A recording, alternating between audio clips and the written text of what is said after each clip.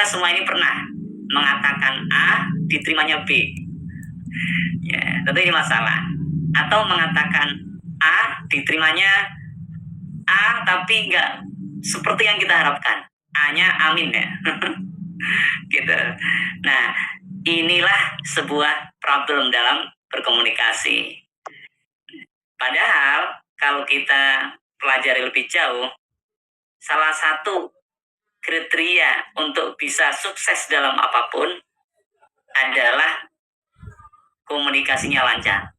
Ya, bukan bicaranya lancar ya. Saya sampaikan komunikasinya lancar. Karena untuk berkomunikasi dengan lancar, dengan baik, dengan bisa dipahami, nyampai pesannya, itu tidak sekedar menggunakan alat yang canggih, pesannya jelas, detail. Tidak. Tapi perlu beberapa tahap. Bukan sekedar konsep, tapi praktek ya antara komunikasi. Sehingga nomenklatur ini bisa kita kembangkan, kita elaborasi menjadi genuitas communication ya. Nah, dalam belajar komunikasi kita harus berpegang pada beberapa unsur dalam komunikasi. Yang pertama yang kita sebut komunikator ya, atau sender. Orang yang menjadi sumber informasi, yang mengirimkan informasi. Nah, yang ini kita bahas nih, komunikator. Yang kedua pesannya, ya, message-nya. Yang ketiga channelnya, medianya apa yang dipakai. Yang keempat sasarannya, kepada siapa nih disampaikan. Dan yang kelima efeknya, pengaruhnya seperti apa.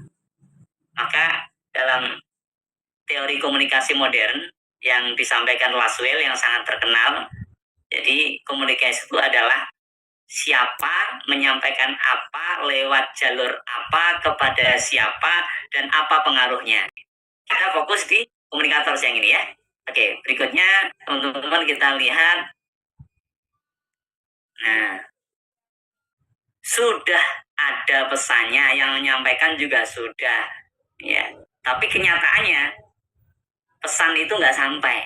Maka disebutkan di sini mengapa maklumat ya, maklumat itu pesan, perintah, instruksi itu nggak dijalanin, bahkan malah salah paham ya. Diminta ikut webinar malah kesannya maksa, misalnya digratisin malah kesannya ini ada apa nih, ada niat apa nih, ada udang di balik apa. Gitu. Nah, dan lain sebagainya ya. Ini penyebabnya apa nih, bagaimana caranya agar pesan itu sampai, bagaimana caranya agar ilusi komunikasi modern itu tidak menerpa kehidupan kita. Gitu. Sudah tepat medianya, sudah pas pesannya, yang menyampaikan juga sudah bagus gitu, tapi masih nggak nyambung juga, nggak nyampe juga. Nah, di dalam tradisi pesantren modern itu seringkali kita dengar sebuah peribahasa ya, itu lebih utama daripada materi.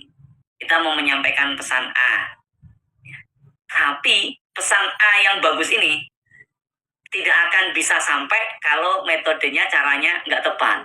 Metode atau cara itu lebih utama daripada pesan yang disampaikan.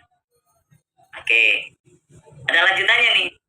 Namun pengajar, karena konteksnya di pesantren ya, atau kalau kita terjemahkan sebagai komunikator, jadi seorang guru, seorang dosen, seorang ayah, seorang ibu, seorang penyampai pesan, seorang pembawa berita, seorang yang menasihati ya, kita ayah ibu menasihati anak-anaknya misalnya, itu keberadaan guru, keberadaan seseorang ini itu lebih penting daripada metode yang sudah disiapkan tadi ya. Saya ulang sedikit ya biar nyambung nih. Pertama disebutkan bahwa metode itu lebih utama daripada materi. Jadi jangan hanya mentingin materinya, caranya juga dong, metodenya juga dong gitu.